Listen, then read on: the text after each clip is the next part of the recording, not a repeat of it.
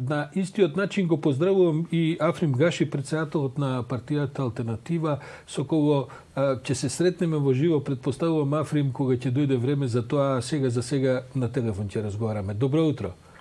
Добро утро, благодарам.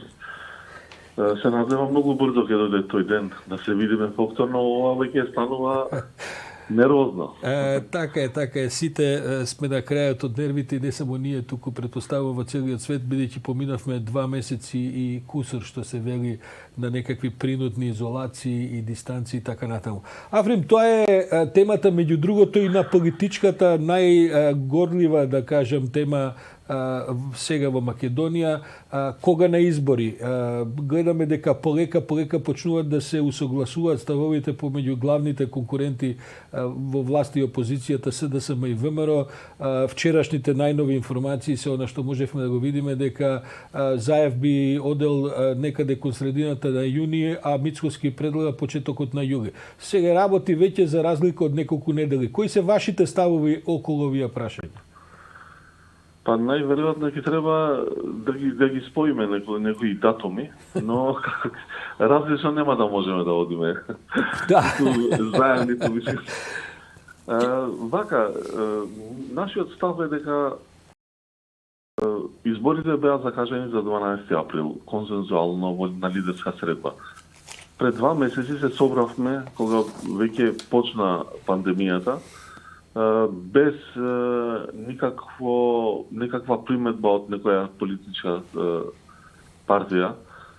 Сите се согласивме дека во услови какви што се навестува и доаѓа, веќе бевме затекнати, никој не обстојуваше во констатацијата дека треба да останеме на 12 април да се одржат изборите.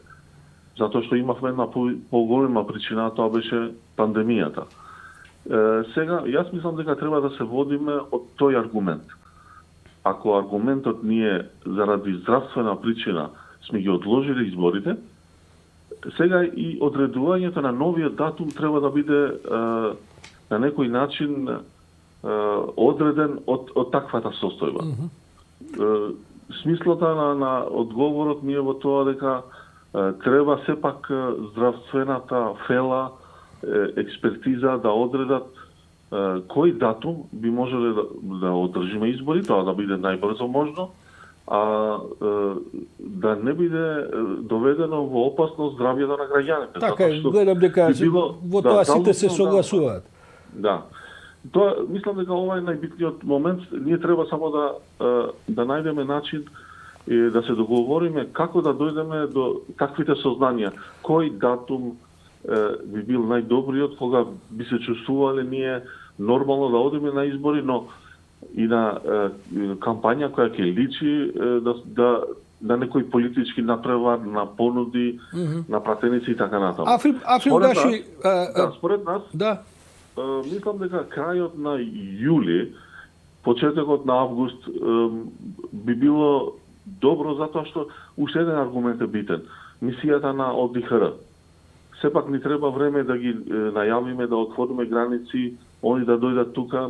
Во ситуација кога има зголемено недоверба помеѓу граѓаните и политичките актери, неопходно ни е да имаме мисија на ОДИХР, за да имаме некој така меѓународен судија кој ќе каже да, во ред.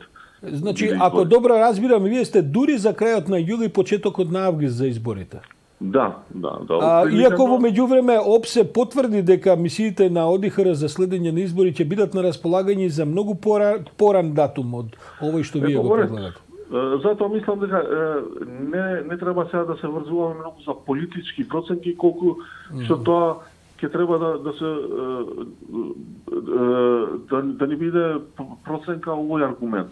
Кога ќе имаме мисија, кога ќе имаме здравствени услови.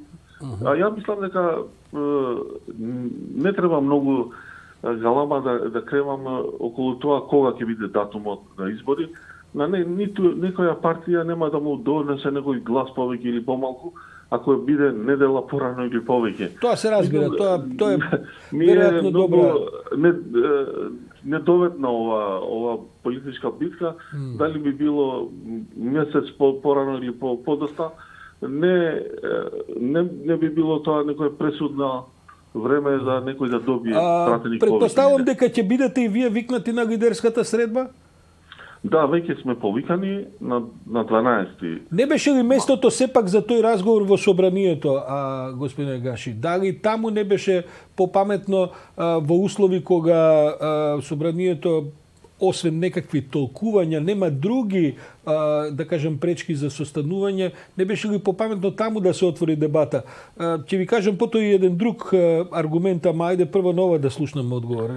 Што мислите вие за тоа? На последната лидерска средба, мојот став, кој беше искажан помеѓу сите други лидери председател на државата, беше дека собранието треба да се состане. И токму тоа го кажав. Пред 2 месеци кога разговаравме за одложување на изборите, никој немаше знак на прашалник на прашањето дали треба. Туку прашањето беше како да ги одложиме. Затоа што беше собранието веќе распуштено. И јас кажав дека има доста аргументи и тие што неколку експерти го кажуваат, а моите и политички и правни аргументи се дека собранието е во постојано заседание и има еден друг принцип кој не дозволува институционален вакуум и токму заради тоа и после распуштањето пратениците остануваат пратеници се додека имаме нови пратеници. И јас мислам дека во таква состојба кога собранието ни се распушта и прогласуваме вонредна состојба, требаше да се состане собранието, да ги одложи изборите, затоа што ќе требаше пак да одредиме нов датум, како што сме сега во ситуација. Добро, знаеме што се случи. Собранието е најдобро место за дебата. Имаше неколку, секогаш има такви примедби зошто се собранието на некој начин се премостува, но мислам дека се што е во функција на политички диалог, особено кога тоа сепак се одржува во една друга институција како што председател на државата, не е некој голем проблем според мене. Еден висок функционер во македонскава државна политика ми вели убаво ќе беше собранието да се состане, ама ако се состане овој собраниски состав во кој што многумина од пратениците сегашни актуелни, тие се уште се пратеници и вие сте се уште во тоа вклучени, не се на листите изборни за наредните избори, кој знае каков резултат ќе донесеше дебатата за тоа што и како понатаму со политичкиот систем, бидејќи многу од тие пратеници ќе имаат веројатно и некакви лични интереси за одлагање на избори, за продолжување на рокови, кој знае што се, како тоа таму би резултирало со какви заклучоци. Се сложувам со таквата констатација. Мислам дека и тој елемент личен кога е, не можеме никогаш да го предвидиме, а кај нас за жал премногу често ни се случува да таквите лични интереси превладуваат над аргументите и интересите на сите граѓани. За жал тоа е така. Затоа мислам дека и на лидерска средба ние веќе треба да се состанеме, да аргументираме, да ги видиме позициите, да одредиме што побрзо датум и после да најдеме датум кој би бил соодветен во однос на здравствената ситуација во државата. Морам да признам дека мене барем не ми се допаѓа тој облик на договарање на важни работи на еден комплетно неформален состав кој се нарекува лидерска средба. Не е тоа некој новитет кој сега е измислен. Македонија така функционира со децении, би се рекло. Мора лидерите да седнат на маса, да се договорат и да ги пререпнат и да ги субституираат, да ги заменат сите други важечки демократски и уставно и законски пропишани институции, но тоа е тоа. Господин Гаши, да прашам како стојат сега шансите за избори на вашата, да кажем, коалициона некаква позиција, бидејќи помина 2-3 месеци од она што требаше да биде претходно кампања. Мислите дека шансите ви се подобрени, исти или ослабени во однос на можноста да изборите беа во април? Не мислам дека им се случувало нешто драматично во меѓувреме. Сепак ова време кога останавме во карантин не врати сите нас како луѓе во една ситуација која беше, како да кажам, на еден начин се вративме кон нашите животи, нашите семејства, за еден миг, 2 месеци променивме секојдневието. Враќајќи се кон реалноста, кон поважните работи во животот, како што е семејство, љубов, нематеријален свет, мислам дека тоа повеќе иде на полза на граѓаните кои треба да одлучуваат сами што е подобро. За жал, ние до сега на избори, особено во албанскиот блок, не сме гласале за најдобриот, туку за победникот кој сме го мислеле дека ќе победи. Во овој случај мислам дека овој аргумент ќе провладе повеќе. Значи, граѓаните ќе излегуваат, ќе гласат за политичка партија и коалиција која мисла дека ќе им донесе подобар живот на граѓаните. Во таа трка, убеден сум дека, особено во албанскиот блок, после 20 години, албанците сакаат промена. Сака да видат друга партија, коалиција на власт. И мислам дека тоа ќе биде пресуден момент. За крај се разбира дека има и други моменти, листите, понудите, тоа е битен фактор, но јас мислам дека клучен фактор сепак ќе биде желбата за промена. За крај да прашам една ваша оценка за тоа како помина Македонија во врска со кризава. Очекувавте ли, што очекувавте, што добивме и каква е некаква, до душа ние сите треба да бидеме внимателни, бидејќи кризата се уште не е сосема помината. Имаме еден пад на, да кажем, на лошите вести и лошите бројки, но ние ќе останеме да живееме, предпоставам, со оваа корона уште прилично месеци, па можеби години. Каква е вашата оценка, како се понесе државата со овие предизвици? Па, анализирајќи ги сите модели на кои различни држави во светот се одлучија да се справат со пандемијата, мислам дека нашите експерти прилично добро, солидно се одлучија за модел во каков што живееме и како се одредивме да се бориме против пандемијата. Дали би можело подобро, секогаш може подобро.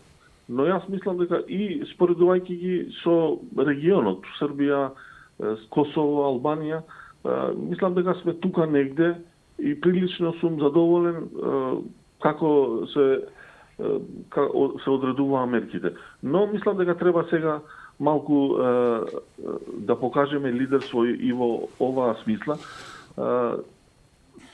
Ова го поврзувам со по неформалниот разговор што го имавме на почетокот, кога веќе здравствената состојба, вирусот не ни е веќе му опаѓа вирулентноста на вирусот да се зголеми инфективноста во државата. Мислам дека повеќе треба да сега да се грижиме за менталното здравје на граѓаните. Ова е многу битно. Треба полицискиот час да се намали, да се олабават мерките, да се пуштат граѓаните малку пополека, Африм, се насмеав во нормала. Така е, се насмеав, меѓутоа секојаш ме облеваат морници кога политичар ќе ми каже дека треба да се занимаваме со менталното здравје на граѓаните. Оти обично овдека политиката се доживува како висок стрес, а не како нешто за опуштање. Африм Гаши, председател на Алтернатива, благодарам за овој утрински разговор и се надевам дека ќе се видиме во студио секако кога ќе почнат кампањите изборни, доколку за тоа се создадат услови. Благодарам уште еднаш. За можноста и уште еднаш поздрав до сите ваши гледачи, до вас и за поканата да бидам ваш гостин во емисија. Се надевам најбрзо што е можно во вашето студио. Фалемидери чум, Миропавшим, се слушаме, се гледаме со господинот Гаши.